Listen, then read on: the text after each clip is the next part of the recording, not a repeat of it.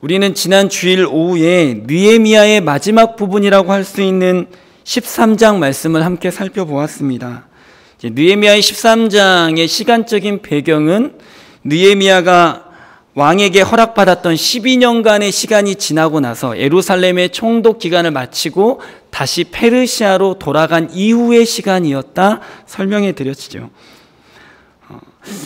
분명히 느헤미야가 예루살렘에서 12년 동안 총독으로 있는 동안에 영적으로 뿐만 아니라 경제적으로도 군사적으로도 이 예루살렘을 잘 정비해 두었습니다. 그야말로 이 예루살렘은 이제 영육 간의 강건한 공동체가 되었다라고 할 수 있었을 것입니다. 그런데 문제가 생겼습니다. 느헤미야가 12년의 총독 기간을 마치고 다시 페르시아로 돌아간 그때로부터 몇 년이 지나고 나서 이 예루살렘이 그 강건함을 다시 잃어버리고 타락해버렸다라는 것입니다. 느헤미야의 13장은 이 예루살렘에 다시 타락한 이 소식을 접한 느헤미야가 왕에게 말미를 정하여 다시 예루살렘에 돌아와서 수습하는 것을 주된 내용으로 하고 있습니다. 이 느헤미야가요, 예루살렘에 돌아와 보니까 성전의 제사가 무너졌습니다. 안식일도 지키지 않습니다. 이방인들과 다시 결혼을 하기 시작했습니다. 그러면서 우상숭배도 다시 시작되었습니다. 이방인들과 결혼하면서 자녀를 낳게 되었는데 이 혼혈 자녀들이 심지어 유다의 히브리 언어를 말하지 못하고 아스돗 방언만 말하게 되는 지경까지 되었습니다. 그러니까 히브리 말을 하지 못했다라는 것은 모세오경, 즉 토라의 율법 교육을 전혀 받지 못했다, 전혀 교육을 시키지 않았다라고 이해할 수 있는 것이죠. 왜 그 지경까지 되었는가? 제사장과 레위인들은 도대체 뭐 하고 있었는가? 이것이 중요한 문제인 것이죠. 성전 제사가 제대로 이루어지지 않다 보니까 제사장과 레위인에게 돌아가야 될 몫이 정해졌는데 그 몫이 적거나 아예 없어지는 경우들이 생겨나기 시작했다는 것이죠. 그러면서 제사장과 레위인들이 생계가 어려워지니까 먹고 살기 위해서 제사장과 레위인의 직분을 버리고 성전을 버려두고 밖에 나가서 농사 지으려고, 장사하려고, 먹고 살기 위해서 성전을 버리고 떠나가는 일들이 생겨나기 시작했다라는 것입니다.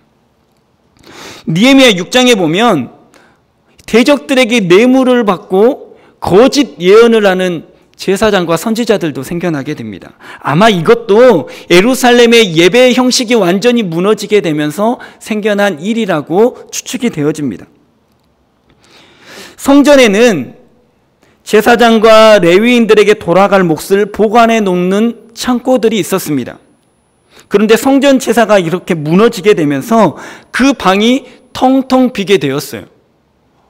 갖은 고기들과 곡식들로 가득 차야 될 방이 텅텅 비게 되었습니다. 그러니까 그 방이 더 이상 창고로서 역할을 할 수 없게 되었죠. 그러니까 타락한 제사장 중에 한 명 엘리야십이 그 방들을 연결해가지고 큰 방을 하나 터서 만들었습니다. 그래서 그 방을 유다의 대적인 도비야가 쓸 방으로 만들어 주었어요.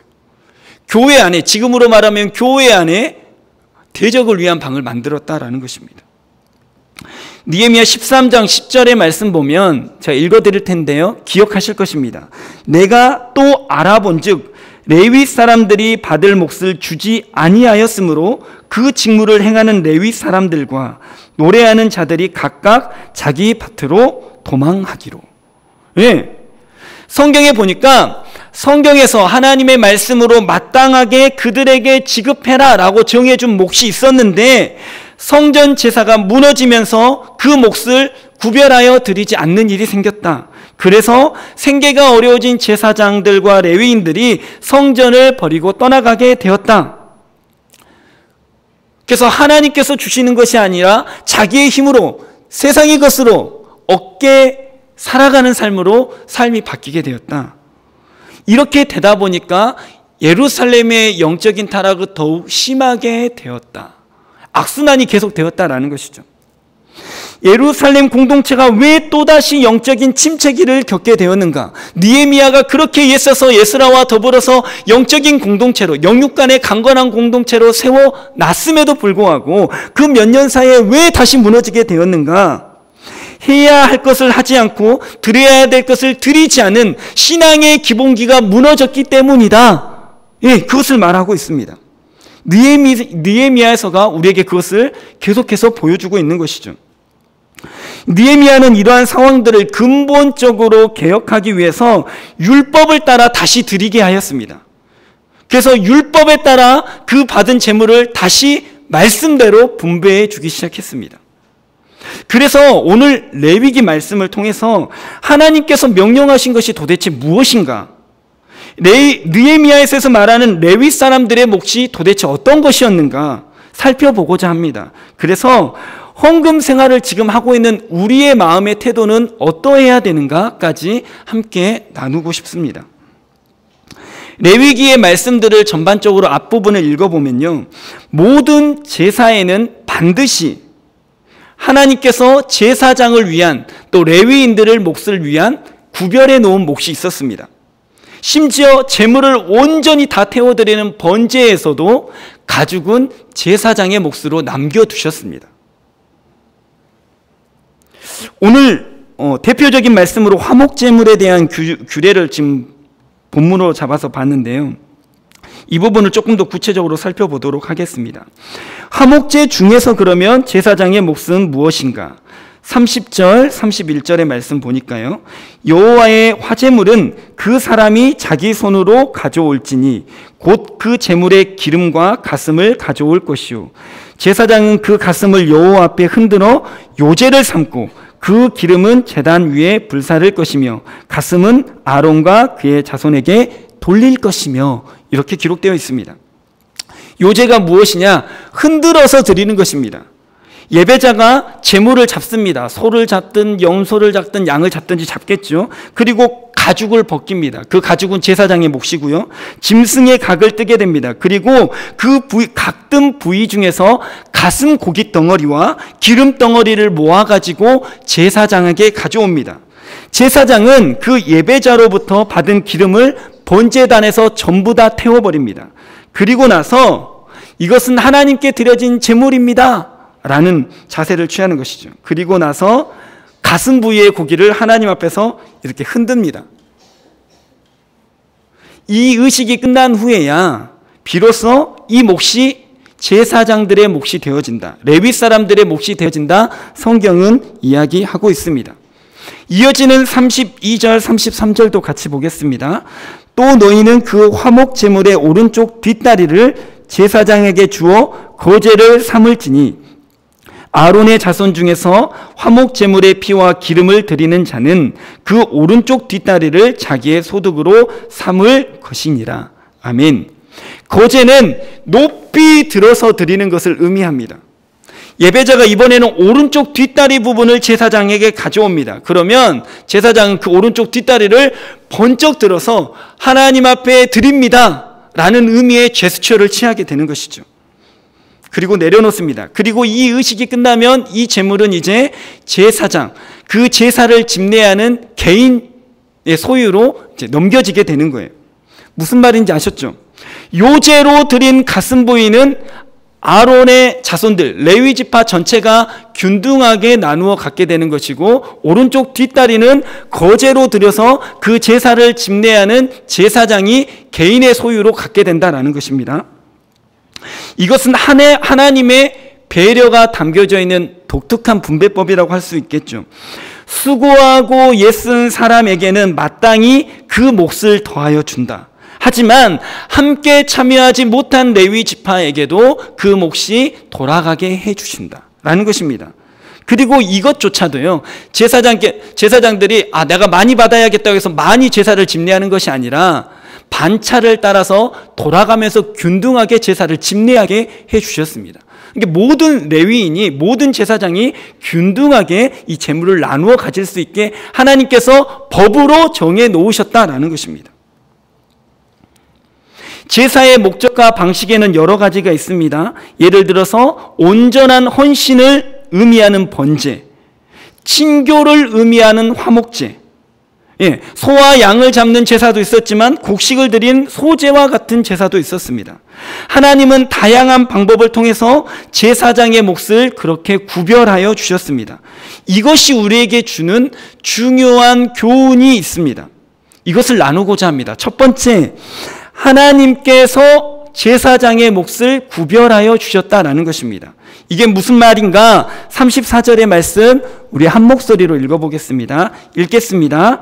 내가 이스라엘 자손의 화목 제물 중에서 그 흔든 가슴과 든 뒷다리를 가져다가 제사장 아론과 그의 자손에게 주었나니 이는 이스라엘 자손에게서 받을 영원한 소득이니라. 아멘.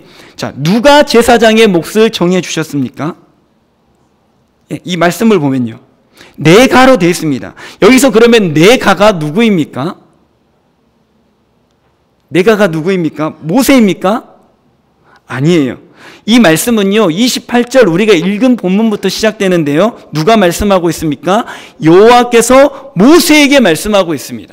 하나님께서 지금 말씀하고 있는 거예요. 모세에게 이렇게 하라 라고 가르쳐주고 계시는 장면이라는 것이죠. 그러니까 제사장의 몫을 구별하여 주시는 분은 누구다? 하나님이시다. 하나님이시다. 이게 너무나 중요합니다. 36절의 말씀도 같이 읽어보도록 하겠습니다. 곧 그들에게 기름 부은 날에 여호와께서 명령하사 이스라엘 자손 중에서 그들에게 돌리게 하신 것이라. 대대로 영원히 받을 소득이니라. 아멘. 제사장의 몫은요, 제사장들이 모여가지고 야, 우리가 수고하고 애쓰는데 이 정도 받아야 되지 않겠냐, 여기가 좋은 부위니까 특별히 이 부분을 달라고 하자, 이렇게 회의를 통해서 결정된 것이 아니라는 것이에요. 모세 한 사람, 모세의 지도자를 통해서 결정된 부분이 아니라는 거예요. 하나님께서 결정해 주셨어요. 방법까지도, 목까지도 정확하게 정해 주셨습니다. 하나님께서 하나님의 지혜로 하나님의 마음을 표현하신 것이죠. 하나님께서 모든 제사마다 제물의 일부를 받도록 정해 주셨습니다. 하나님께서는 먼저 말씀드렸지만 번제물까지도 가죽을 제사장이 받을 수 있게 해주셨습니다.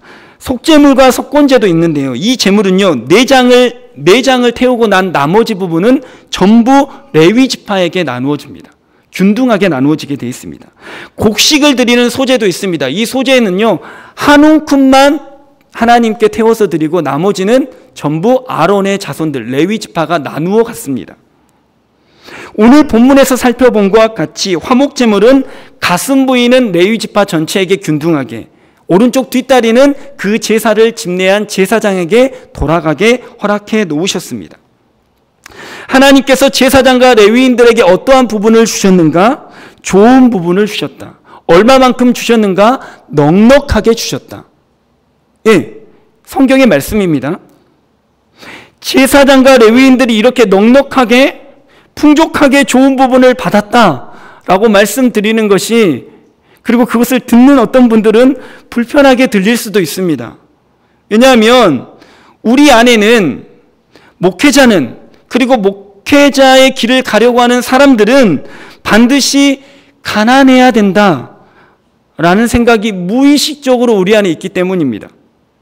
이것은 어떤 생각에서 비롯되었냐면요, 가난한 것은 깨끗한 것이다 라는 착각에서 비롯된 것입니다.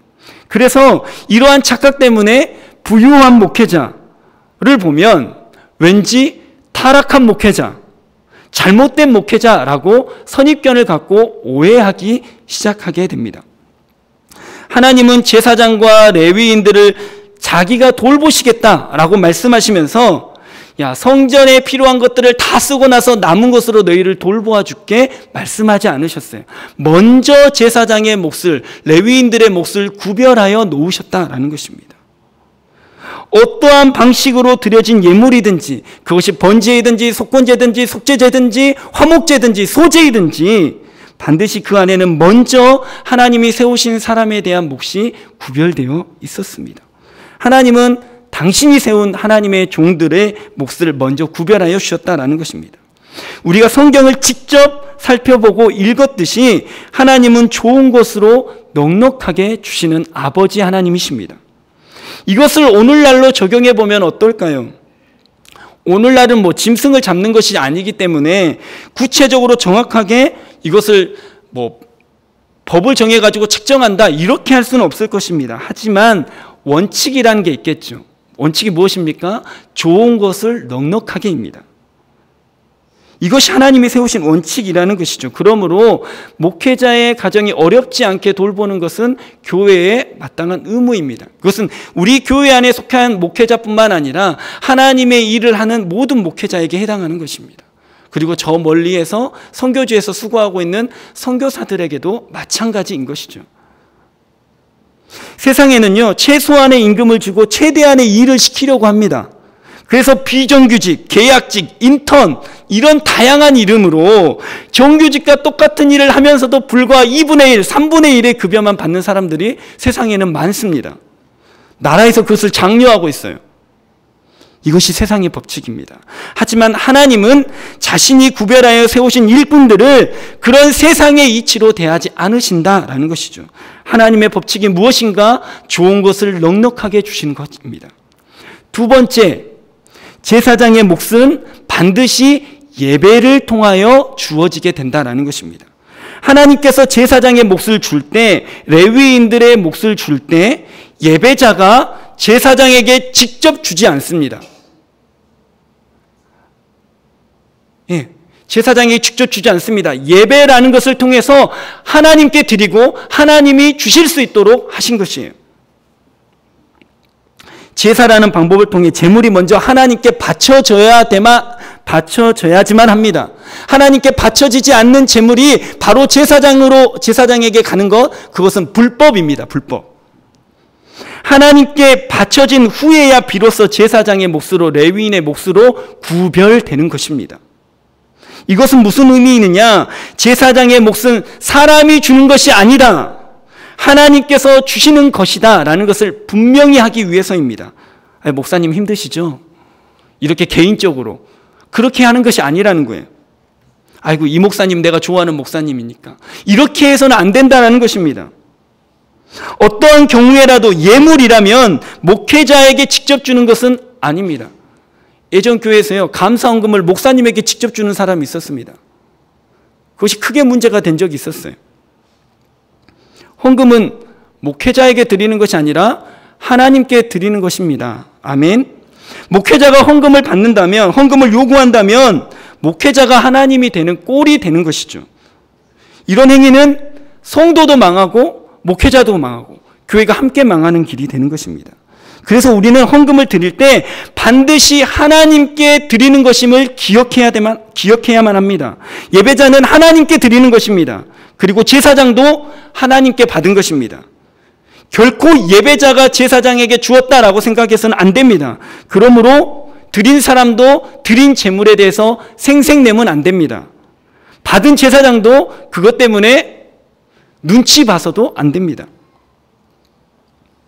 만약 예배자가 내가 제사장에게 줬어, 내가 교회에 냈어 이렇게 생각하면 하나님은 안 받으셨다라는 의미가 되는 것이기 때문이죠.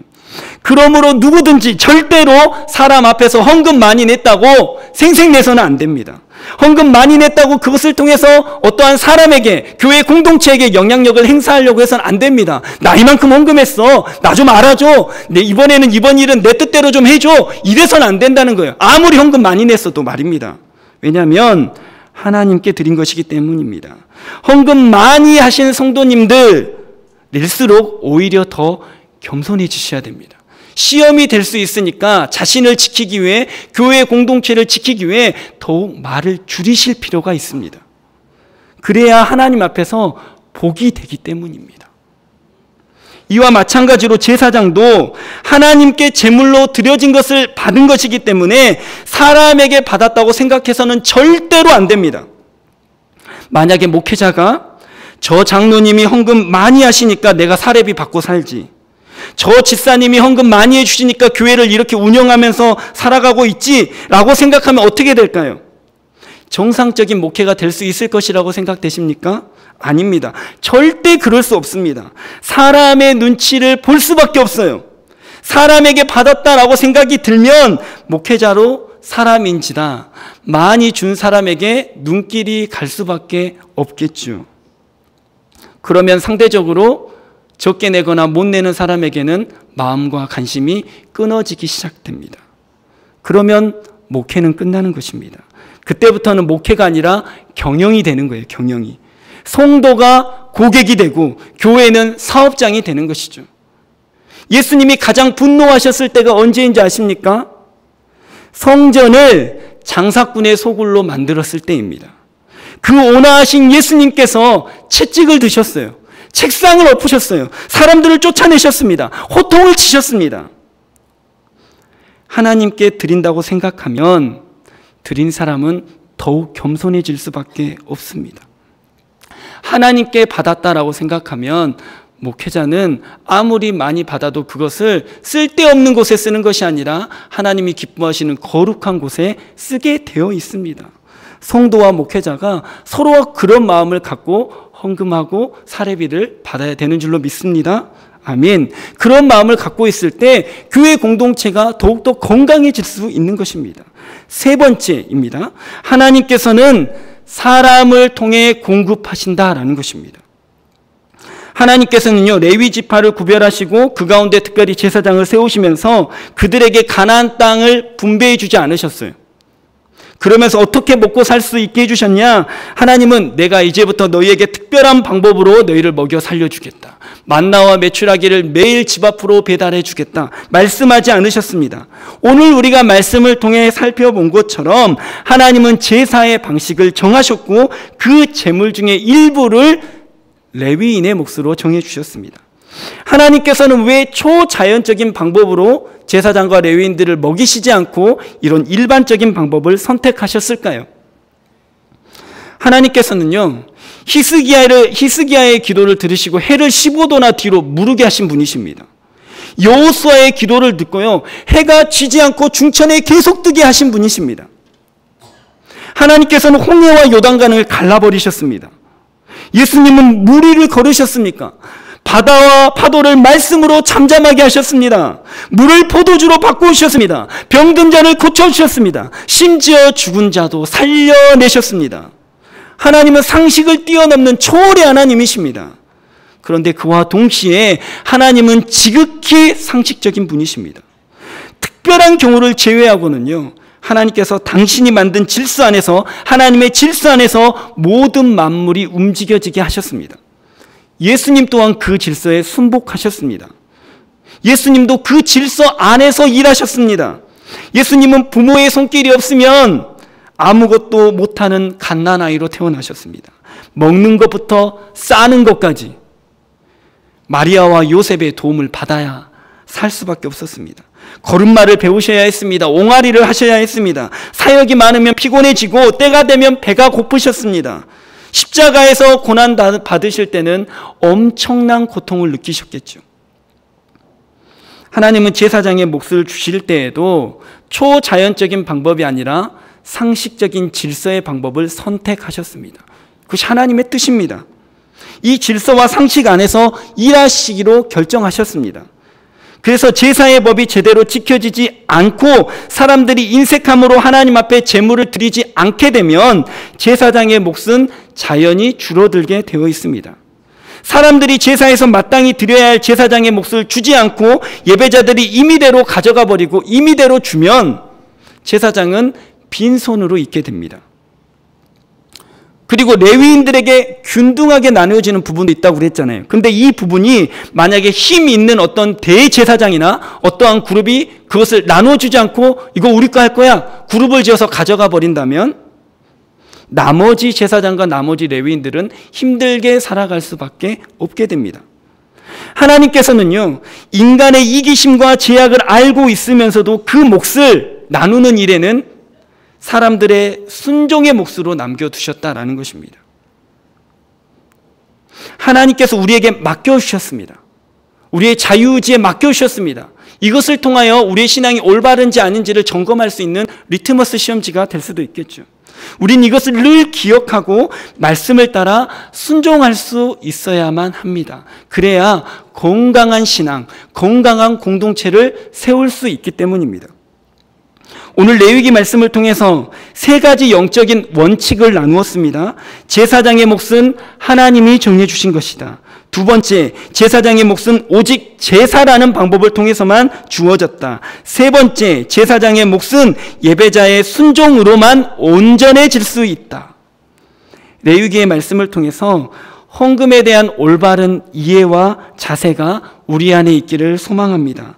이러한 인식의 변화, 그리고 그것에 대한 순종은 반드시 교회를 살리는 중요한 기초가 됩니다. 예루살렘 공동체가 왜 무너졌는가? 이 기본 원칙을 무시하였기 때문에, 이 기본 원칙이 지켜지지 않았기 때문입니다. 우리의 생각이 기준되는 수고와 헌신, 드림이 아니라 하나님의 말씀이 기준되어지는, 성경이 기준되어지는 수고와 헌신, 드림으로 하나님의 몸된 교회를 건강하게 섬기는 저와 여러분 되시기를 예수님의 이름으로 축복합니다. 아멘. 기도하겠습니다. 하나님 감사합니다. 조금은 무거울 수 있는 주제이지만 우리 교회가 더 건강한 교회가 되기 위해서, 우리의 신앙생활이 더 건강한 신앙생활이 되기 위해서 예루살렘 공동체가 무너진 것들을 다시 바라보면서 레위기의 말씀을 한번 살펴보았습니다. 하나님, 우리의 생각이 기준이 아니라 하나님의 말씀이 기준인 것들을 늘 잊지 않게 하여 주시고, 하나님 최대한 우리의 몸과 마음을 다하여서 이 말씀대로 순종하며 따라갈 수 있도록 주님 도와주옵소서. 신앙의 기본기가 튼튼한 우리 성북교회 되어질 수 있도록 주님 축복하여 주옵소서. 하나님께 드릴 때마다 더욱더 감사하는 마음으로 믿음이 더해지는 신앙으로 드릴 수 있도록 축복하여 주옵소서. 감사드리며 우리 주 예수님의 이름으로 간절히 기도합니다. 아멘. 예.